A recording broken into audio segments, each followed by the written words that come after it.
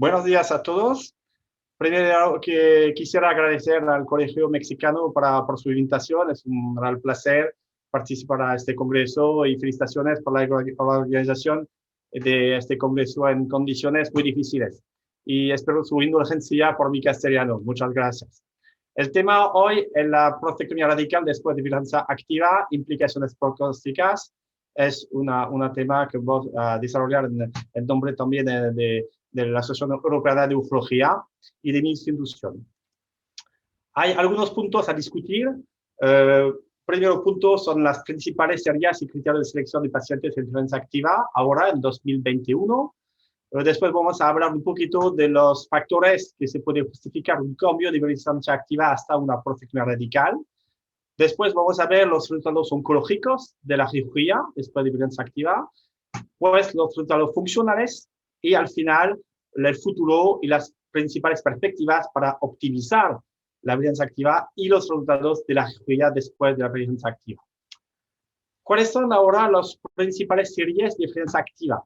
Se puede ver que hay una gran heterogeneidad de las series y si consideramos las principales series, especialmente con un gran seguimiento, como se puede ver, más de 5 años de seguimiento, se puede ver que hay también diferencia en lo que concierne los criterios de inclusión. Y se puede ver en rojo dos estudios donde hay un parte de los pacientes con un Gleason 7, 3+4, que fue incluido en la selección de violencia activa y otros estudios donde hay solo Gleason 6.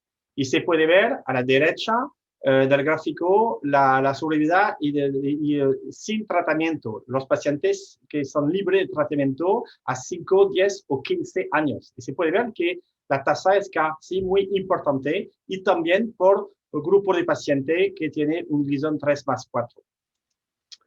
Ahora, ¿cuáles son las guías, las recomendaciones de la Asociación Europea de Urología por el cáncer de próstata? Y la indicación de violencia activa es primero paciente de bajo riesgo. Bajo riesgo es un PSA menos de 10, un Gleason menos de 7 y una esperanza de vida de más de 10 años.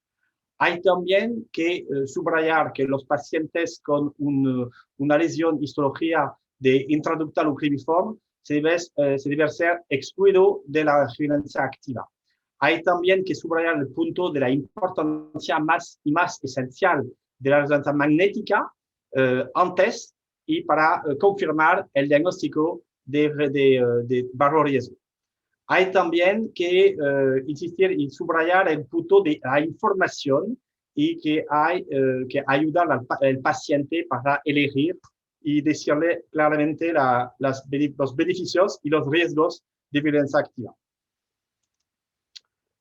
Ahora los puntos principales son en lo que concerne la biología, el PSA, menos de 10, pero vamos a ver que hay algunas series con un PSA más de 10 y que se pueden ser considerados, especialmente cuando utilizamos la ayuda, el apoyo de la densidad de PSA, cuando es menos de 0,15.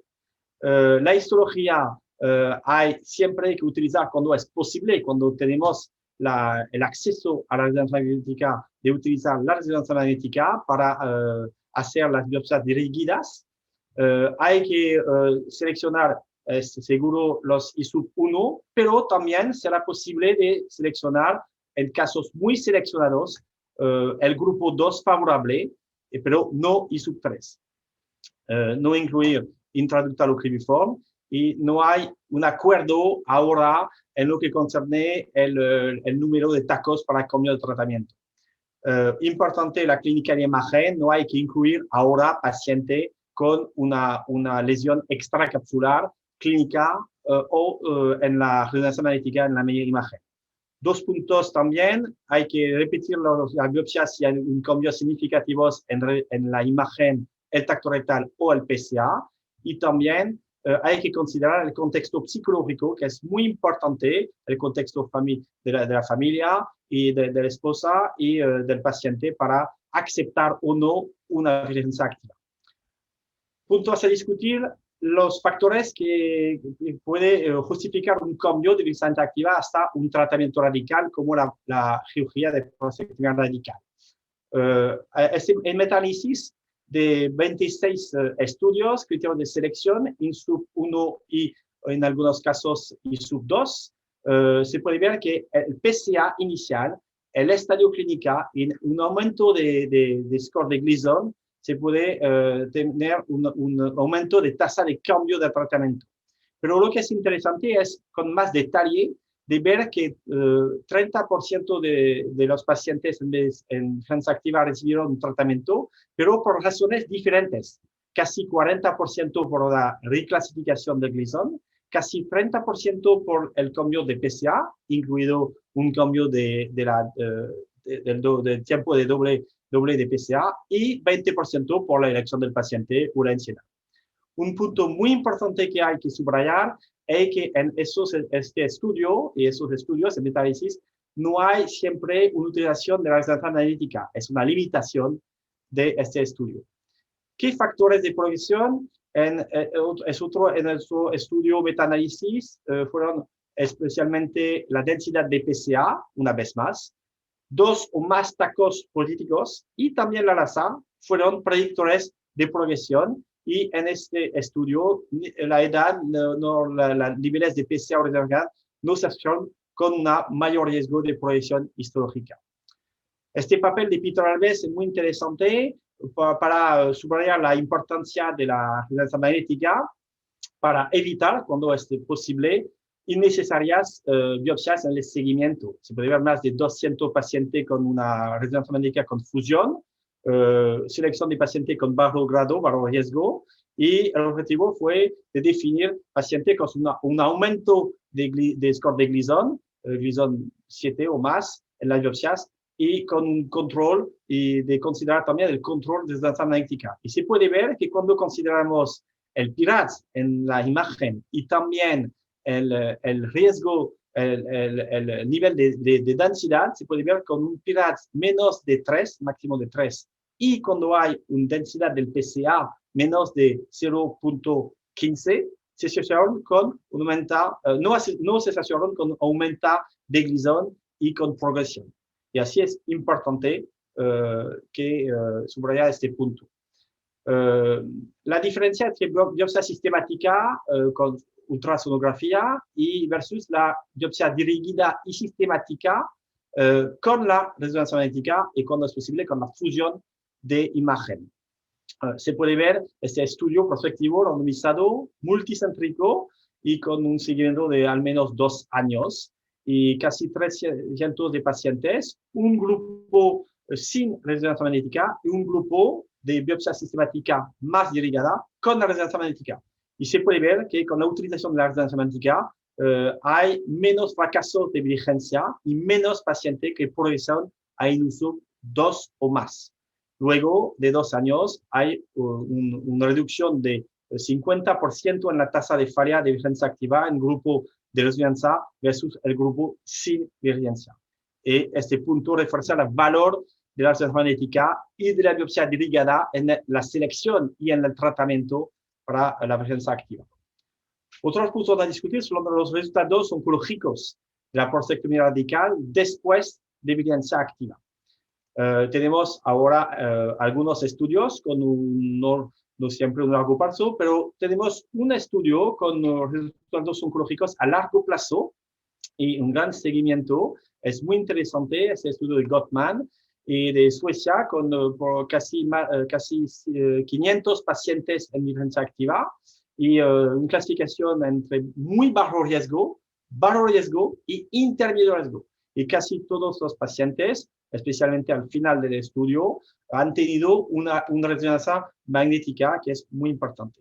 Y en ese grupo había una prostatectomía radical diferida en 132 pacientes, diferida después de 6 meses, cuando consideramos el diagnóstico inicial. Y se puede ver que al final, al examen patología final de la prostatectomía radical, se puede ver que había finalmente un aumento de Gleason score de 35%, una extensión extraprostática en más de 20% y casi 1% de ganglios positivos. Así, subraya el punto que hay una proporción significativa de patología desfavorable en la prostatectomía radical diferida y con frecuencia no se detectará el tumor índice en la patología final.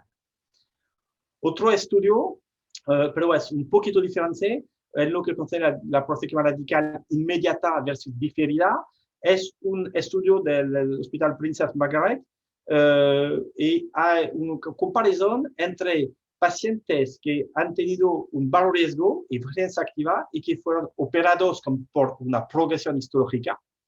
Y el otro grupo es paciente con una prostatectomía radical inmediata por un I-2, un Gleason 7 de inicio. Y finalmente, en este estudio, es un poquito diferente de la otra, no hay diferencia en supervivencia libre de recaída bioquímica a 5 años de seguimiento. Y finalmente, la conclusión fue que prostatectomía diferida no se asoció con resultados patológicos adversos. Otro estudio es el estudio de Stacilom y muy interesante, la prostatectomía radical a más de 2 años y se puede ver un aumento de número de grado de Gleason y radioterapia de rescate, pero no diferencia en lo que concerne la mortalidad, las márgenes positivas y la extensión extraprostática. Este estudio es un poquito particular también, muy interesante, pero hay que considerar a la izquierda, se puede ver los criterios de selección, que tenemos pacientes con un PSA hasta 20. Habitualmente es más PSA menos de 10 o 15, pero hasta 20 es una diferencia con los otros estudios. Nuestra experiencia en Montsouris, hemos publicado este papel 2 años pasados en Acta Zoología de España y con casi 1.000 pacientes elegibles para la vigilancia activa, con los criterios de la Asociación Europea de Ufología y 4 grupos, un grupo con una cirugía inmediata, menos de 6 meses, versus un grupo de prostatectomía tardía, más de 6 meses. Y en este grupo de prostatectomía tardía hay 2 subgrupos, un subgrupo sin presencia activa previa y un grupo con una progresión de histología. Y se puede ver que hay 16% de pacientes que progresaron y de los cuales 15% que realizaron una cirugía. Y finalmente, en nuestra experiencia, en este estudio, nuestra conclusión fue que la cirugía tardía, luego de progresión, tuvo tasas más altas de recaída bioquímica.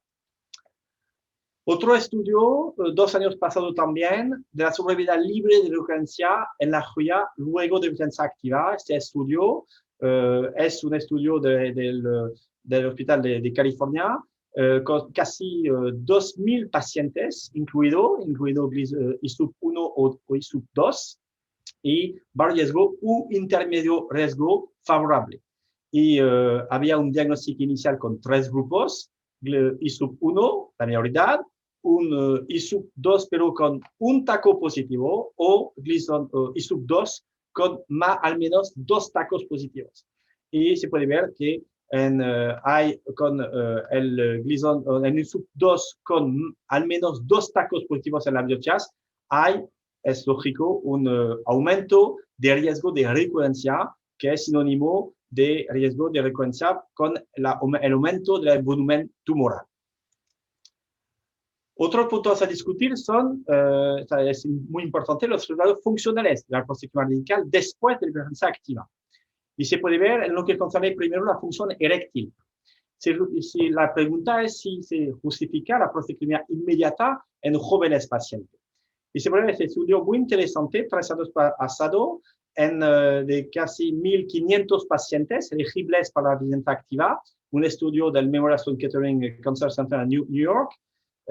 Es un estudio con la evaluación funcional con el International Index of Erectile Function y por año de edad han una reducción de 0.27 la puntuación del score, del erectile score, y a largo plazo y en edad temprana la función eréctil mayor con la prostatectomía tardía versus la prostatectomía inmediata.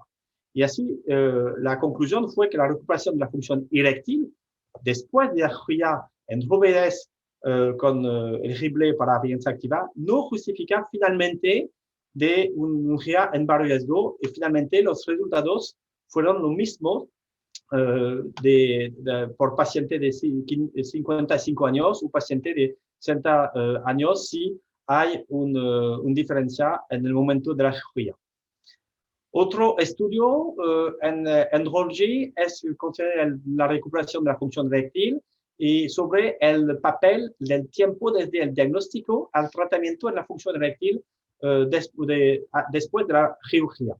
Y se puede ver que hay tres grupos, menos de 6 meses, la mayoría, entre 6 y 12 meses y más de 12 meses de posibilidad desde el diagnóstico inicial. Y finalmente, con una corta de más de 800 de pacientes que retrasan la cirugía después del diagnóstico, no afectaría la recuperación de la función eréctil postoperatoria, pero hay que considerar una limitación que se puede ver en lo que concerne ese estudio, es que hay un tamaño de grupos que no son los mismos, se puede ver entre menos de 6 meses o más de 12 meses.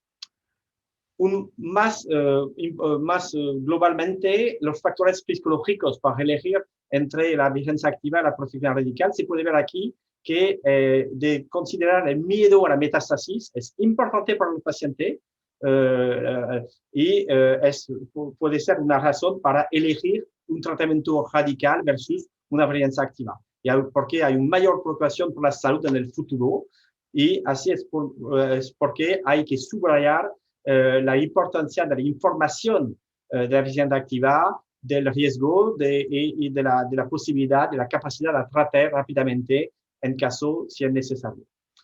Otro estudio en lo que concerne la calidad de vida global, el estudio ARO, es un estudio de vida global con el rol emocional, social y funcional entre pacientes y no hubieron diferencias clínicamente significativas entre los grupos, excepto como se puede ver a la derecha aquí, excepto la función social, sensación de reducción de la capacidad de relacionarse y es importante para los pacientes.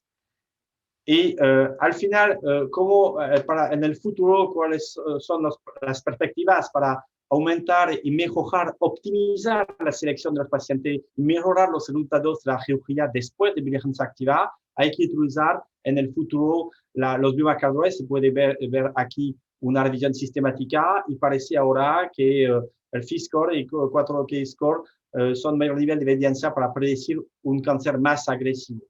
También la genómica con el score Genomic Prostate Score y se puede ver que un aumento de este score es sinónimo de un mayor riesgo de patología adversa en la prostatectomía radical diferida y más de recurrencia bioquímica. Al final, no existe síntesis de las recomendaciones del ASCO, no hay una conclusión con una real homogeneidad, pero hay que considerar que ahora son perspectivas, pero no tenemos bastante informaciones para considerar que se puede utilizar en rutinario, pero hoy, y pienso que por el futuro, será muy importante. Las últimas mensajes hay que subrayar la clasificación estricta, que es importante, la importancia de la resonancia magnética, de diferir la prostatectomía radical no parece asociar resultados oncológicos y funcional parece interesante también, inmediata o diferida no hay diferencia y hay que considerar por el futuro los marcadores tumorales y genómica para la selección. Una vez más, muchas gracias por su invitación y felicitaciones por esta organización y hasta pronto en América Latina, en México, en Europa o en Francia. Adiós, muchas gracias.